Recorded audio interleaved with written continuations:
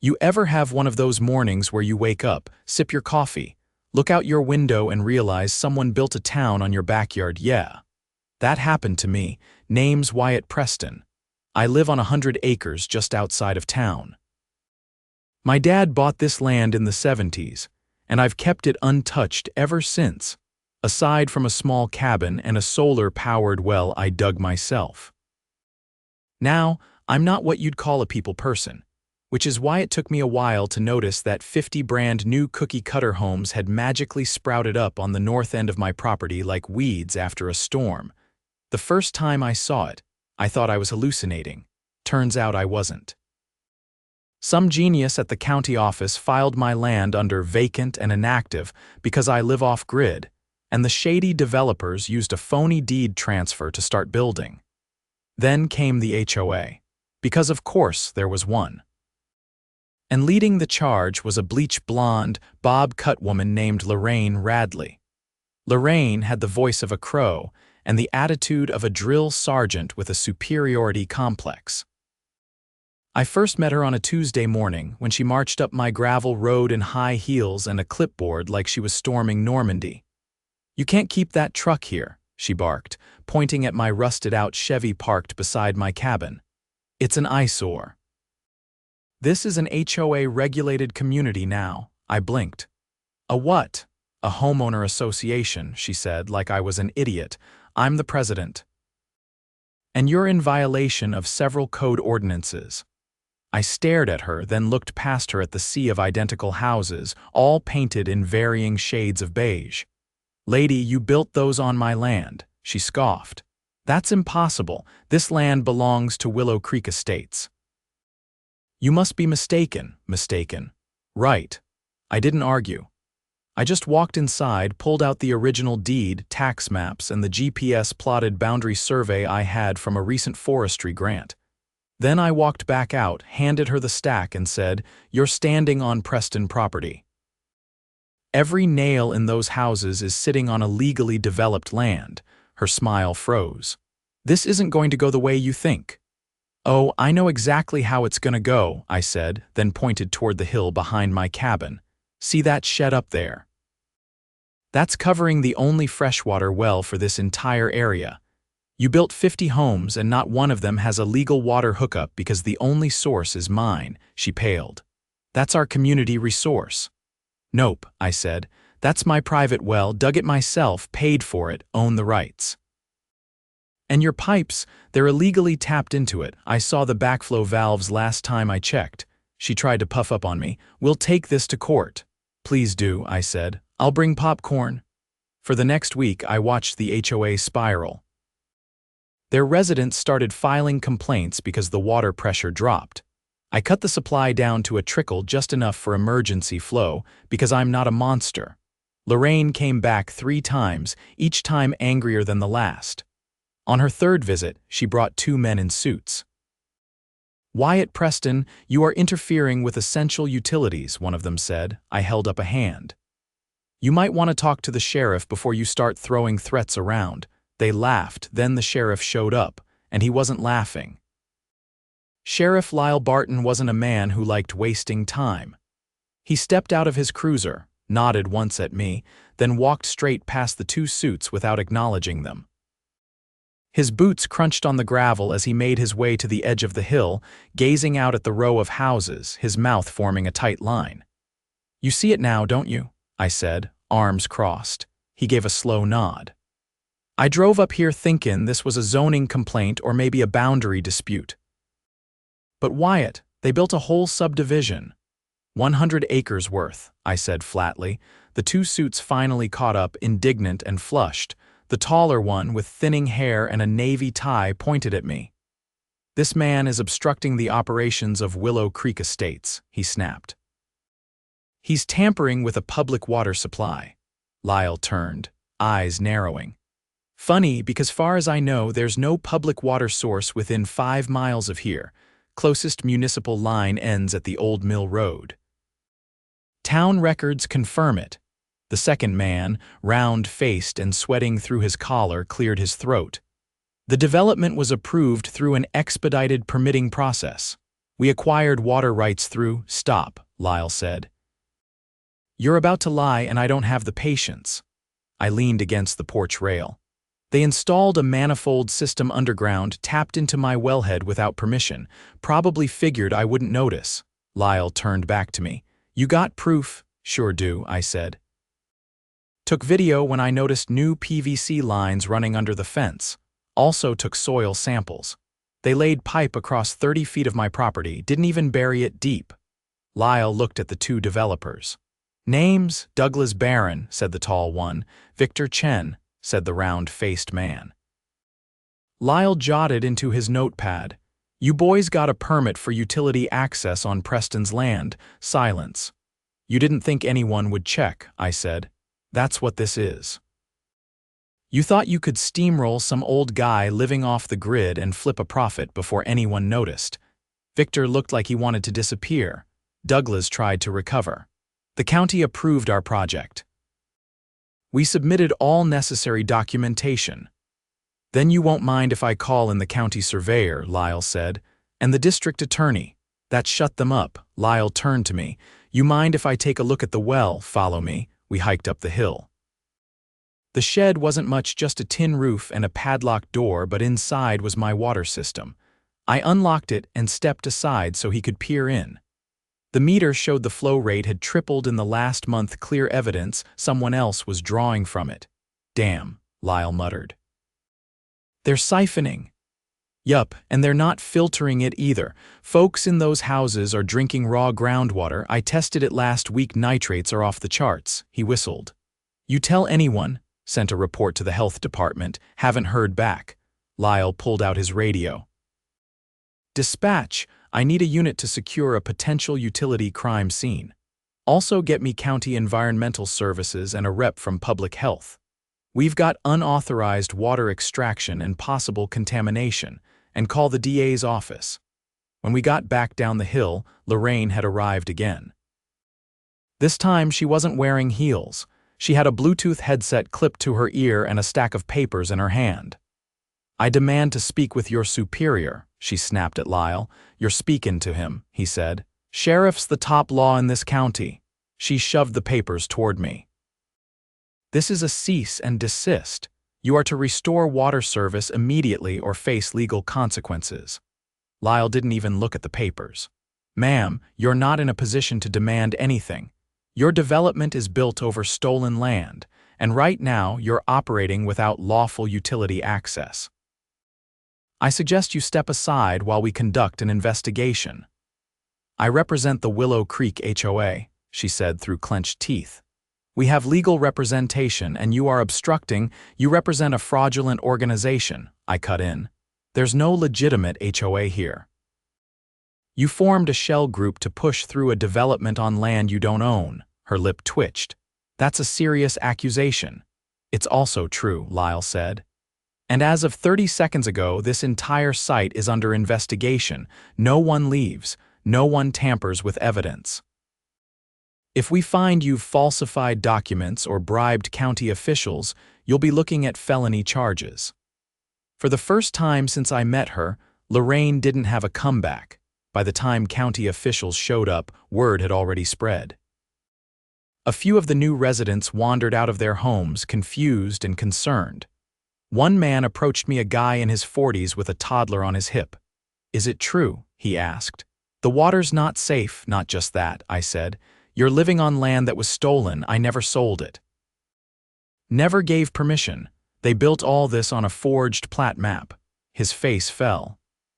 We bought this place with everything we had. They said it was a new development, safe, quiet, good schools. I nodded. I'm sorry. When the environmental team finished inspecting the well, they confirmed what I suspected. Multiple unauthorized lines, no filtration, and signs that the system had been deliberately disguised to look like standard infrastructure. One of the engineers found a set of fake utility tags, plastic labels printed to mimic official county markers. By sundown, the DA's office had dispatched 2 investigators. They started interviewing residents, collecting paperwork, and photographing every inch of the development. Lorraine tried to lock the HOA office trailer, but deputies forced it open. Inside, they found a paper trail that blew the whole thing wide open. Turns out Lorraine and Douglas had ties to a shell company that purchased development rights using a forged signature from a long-dead county clerk. Their plan was to build quick, sell fast, and disappear before anyone noticed. The water theft was just one piece of a much larger fraud operation. Victor cracked first. By the next morning, he was in a suit 3 sizes too big, sitting in a folding chair outside the sheriff's office, singing like a canary.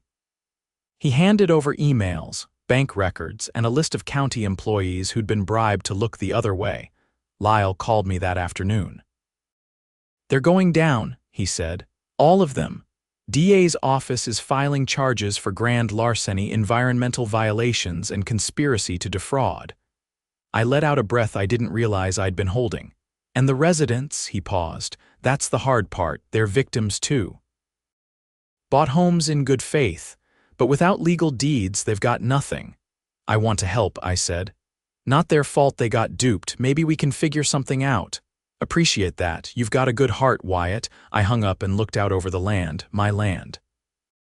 For years I'd kept to myself, didn't see much point in getting involved with people. But now 50 families were caught in a mess they never asked for, kids playing in backyards that weren't legally theirs, parents wondering if they'd lose everything, but they weren't the enemy, I had a new one. And this time, it had a face, a name, and a paper trail. The following week felt like a courtroom on wheels rolled into my front yard. Investigators were everywhere. The county brought in a mobile command unit. Deputies posted up at the entrance of the development, and someone from the state water board showed up with a briefcase full of paperwork, and a look that said he hadn't slept in 2 days. I kept out of the way unless they needed me, which they did often. One guy from the Attorney General's office had me walk him through the well system twice, asking questions so specific I started to wonder if he used to be a plumber. They weren't just building a criminal case. They were unraveling a full-blown conspiracy. Meanwhile, the residents of Willow Creek were caught in limbo. Some packed up and left as soon as they heard the word fraud. Others stayed, unsure what else to do. One woman with twin boys came up to me near the fence line. "I've lived here 6 weeks," she said quietly. "We just got the kids enrolled in school. Now they say we might lose the house." "You didn't do anything wrong," I said. "And I'm not looking to kick anyone out." She looked down at her shoes. "We're scared." I nodded but didn't make any promises, not yet. That evening, Lyle parked his cruiser beside my cabin and got out holding 2 folders. His face was drawn like he'd just been handed something heavy. "I need to show you something," he said. He handed me the first folder. Inside were photos, overexposed shots of black plastic barrels buried under wooden decking behind the HOA trailer. One was cracked open, revealing stacks of documents, all water damaged but still legible. "They tried to destroy evidence," he said. Health department guy noticed the deck was built over soft ground, dug it up and found these. Looks like financial ledgers, internal memos, even a few notarized statements. I flipped through the pages. The numbers were staggering. Unreported construction costs, cash withdrawals, and something labeled emergency discretionary fund that looked more like a personal slush pile. He handed me the second folder. "These are worse." I opened it. Photos again. This time they were of a basement beneath Lorraine's house, or what was supposed to be a basement. The concrete was unfinished, the framing exposed. In the corner, half covered by a tarp, was a bin full of torn-up ballots. "Ballots?" I asked, brow furrowing. Lyle nodded. "HOA elections." Residents thought they were voting for board members. Turns out Lorraine was faking the results. She'd hold the vote, collect the slips, and then rig it every time. "These are the discarded ones. Almost all of them voted her out." I closed the folder slowly. "She ran a dictatorship." "She ran a racket," he replied. "And it gets darker. We found email chains where she ordered contractors to cut corners, no insulation, no rebar in some foundations, and get this, 2 of the houses were built over a seasonal wash. No drainage." When the rains come, they'll flood like bathtubs. I glanced toward the cluster of homes. Some had porch lights on. Somewhere I heard a dog barking. That's not negligence, that's endangerment. We're charging her with reckless construction, falsifying documents, and tampering with elections. But the big one's coming. What is it? Wire fraud, land theft, and criminal environmental abuse. She rerouted wastewater runoff into a dry creek bed. It's already leached into the lower pasture. You've got contaminated soil now. The rage hit me like a shovel to the chest. She poisoned my land, I said. State environmental officer confirmed elevated chlorides and phosphates in the runoff. It'll take years to restore. Maybe longer. I walked away before I said something I'd regret. My fists were clenched so tight my knuckles cracked. I'd spent decades keeping this land clean. Now the topsoil was wrecked, the water was compromised, and 50 families were tangled in a nightmare they didn't cause. That night, I didn't sleep. I sat on the hill above the well, lantern beside me, watching the blinking porch lights spread across the stolen section of my property. Every one of them was someone who'd been lied to, tricked, and dropped into the middle of a criminal scheme. And I knew, deep down, if this ended with them homeless, that stain would be mine to bear too. By morning I had a plan. I called Lyle first. I want their leases, I said. Every buyer's paperwork, every mortgage doc, every HOA contract, I want to see it all. He paused. You thinking what I'm thinking? I've got a lawyer friend in Santa Fe, owes me a favor. If we can prove the buyers acted in good faith and the fraud came from the top, maybe we can find a workaround. All right, he said. I'll get the files. 3 days later, I was sitting at my workbench surrounded by stacks of paper. Bethany, my lawyer friend, drove up with a legal pad and a thermos of black coffee. She read through the contracts with a highlighter and a permanent scowl. They used a double escrow scheme, she said. Made it look like the land had been subdivided legally, but all the ownership chains lead to shell LLCs. The residents thought they were buying from a licensed development firm. In reality, they were buying from a ghost company with no real assets. Can we fix it? She tapped her pen. Maybe, if you're willing to sell them the land retroactively at a price you set, you'd essentially be legitimizing the sales. But only if you want to. I leaned back, staring at the ceiling beams. At cost, no profit, she raised an eyebrow. You serious? They've already paid enough. It took a week to draft the agreements, another to get the financials sorted.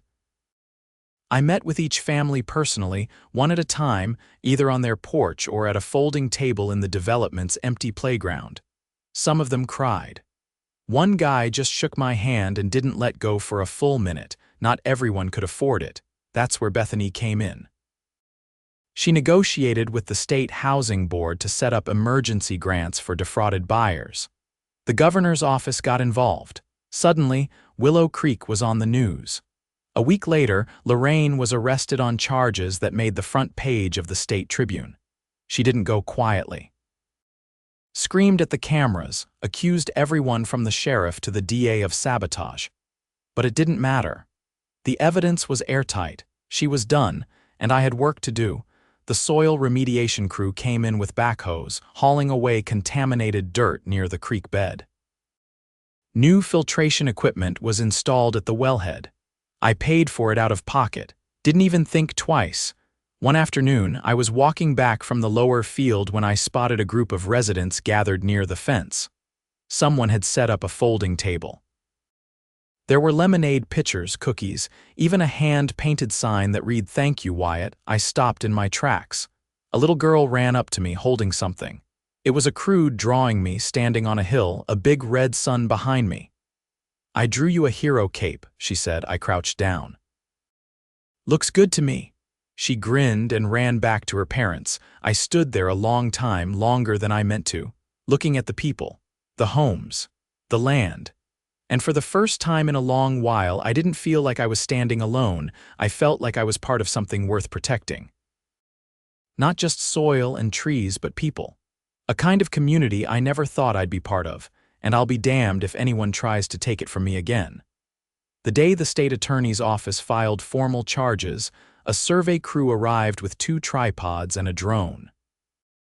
They mapped every inch of the subdivision with laser precision, plotting out property lines, easement violations, and encroachments so detailed they could have printed a topographical tattoo of my land on a napkin. Their lead tech, a woman named Dana, handed me a digital copy on a flash drive shaped like a badger. I didn't ask. "Every structure north of your creek crosses legal boundaries," she said. "3 of the houses even sit directly on your registered fire break." I raised an eyebrow. "That's a safety code violation." "More than that," Dana replied. "It's a liability death trap." Those words hit harder than I expected. This wasn't just about paperwork anymore. These people had been sold a future that could literally go up in smoke, and the HOA, naturally, had skipped fire insurance coverage to cut costs. Meanwhile, Lorraine's arraignment was broadcast live on local cable. I didn't watch it. I didn't need to. I already knew how it would go. Her lawyer would argue procedural error, try to suppress half the evidence, and spin the rest as administrative oversight. But the public wasn't buying it, not after the runoff tests. Not after the kids at the elementary school 2 miles downstream wound up with rashes from playing in the creek. A week later, the county health department posted warning signs along the waterline. Bright orange placards, nailed into the dirt, contaminated no contact. It felt like someone had stabbed a flag into my land and declared it ruined. I wasn't the only one feeling it. One evening, I was tightening the gate hinges near the eastern fence when a man approached from the cul-de-sac. He was tall, lean, dressed in a work shirt with oil stains down the front. His name was Curtis, a diesel mechanic who'd moved in with his sister after a bad divorce. "I heard what they found upstream," he said, voice low and gravelly. "If my nephew gets sick because of that water." He didn't finish the sentence. He didn't have to. I nodded toward the barn. "Come inside. I've got a case of sealed jugs from before the tap was compromised." He followed me without a word. I gave him 6 gallons and a jug of powdered disinfectant, the kind I used when I hiked the ridge line. He held the last jug in both hands like it was made of porcelain. "I didn't vote for Lorraine," he said finally. "None of us did, but she made it impossible to challenge anything. Every time someone tried, they'd get slapped with a violation or fined over nonsense like mailbox paint." "She wanted control," I said, "not community." Curtis frowned. "She ever mentioned the backlot?" I looked up. "What about it?" She had contractors out there last month. Said they were building a secured facility for HOA records, but I saw them pouring concrete at night, no lights, no permits posted. I grabbed my headlamp and told him to show me. The lot sat behind the last row of houses where the terrain dipped into a shallow ravine. What I found wasn't a records facility. It was a bunker. A hastily poured slab with a steel hatch sealed into the center. The entire thing reeked of diesel and wet cement. Curtis handed me a crowbar. "I haven't touched it. Figured someone should see it first." I wedged the bar under the lip and pried. It took effort, but the hatch creaked open with a grunt. Inside was a short ladder leading down into a concrete pit about 8 feet deep. A single bulb dangled from the ceiling, illuminating 3 plastic barrels and a row of metal lockers. I climbed down first. The barrels weren't empty. They were filled with shredded documents, burnt electronics, and in one case, compacted soil wrapped in plastic. I sliced it open with my pocket knife and immediately caught the chemical waft of industrial pesticide the same kind banned 5 years ago for leaching into ground tables. Curtis was breathing hard behind me. "She buried toxic waste." "On top of the waterline," I said. "That runoff wasn't just gray water, it was poisoned deliberately." I photographed everything, then called Lyle. He sent a deputy and a state environmental agent. They arrived within the hour, sealed the hatch, and cordoned off the area with police tape. The next morning, a judge signed a warrant expanding the investigation to include environmental sabotage. That meant federal involvement. The EPA dispatched a mobile unit. The hazmat suits came out. A crime scene tent went up. Several residents watched from their windows as the feds pulled out sample vials and Geiger counters. Lorraine's bail was revoked. The charges now included felony toxic dumping, obstruction of justice, and conspiracy to violate federal clean water laws. Her lawyer stopped showing up to press conferences. The state seized her assets, including her personal accounts and the HOA's emergency fund. The money was rerouted to a newly established relief pool for the residents. Bethany helped manage the disbursement through a temporary land trust I agreed to set up. It wasn't permanent, but it gave people breathing room. With the trust in place, I worked with a group of volunteers to install above-ground water storage tanks. Each home got a 1,000-gallon reserve filled weekly by certified tanker trucks. It wasn't ideal, but it was clean and it was safe. One afternoon, I was calibrating a pressure valve when Dana, the surveyor, walked up holding a rolled blueprint. "We finished the restoration map," she said. "You've got 3 options for rebuilding the creek, but the best one's gonna require rerouting the entire drainage grid." "Show me." She laid it out on the hood of my truck. I studied the lines, the elevation markers, the flow paths. It was ambitious, expensive too, but it would work. "Let's do it," I said. She looked at me. "You sure? You're not going to get much help from the county. They're still trying to figure out who signed off on the original zoning." "I'm not waiting for them. They already failed once." She smiled, not the polite kind, but the kind that comes from someone who's seen enough to know when someone means what they say. That night, I got a call from one of the residents, Marta, a retired ER nurse who'd been organizing community meetings. She invited me to the next one. I hesitated, but said yes. It was held in the old HOA trailer, now cleared of Lorraine's junk and converted into a community hall. Someone had strung lights around the ceiling. There were folding chairs, a potluck table, and a dry erase board with bullet points about water usage and garden zoning. Marta introduced me to the group. I didn't say much, just answered questions and explained the trust structure.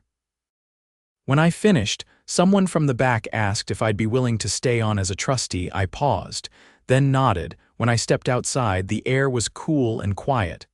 Behind me, the trailer buzzed with low conversation. Laughter. The sound of something being rebuilt from the inside out.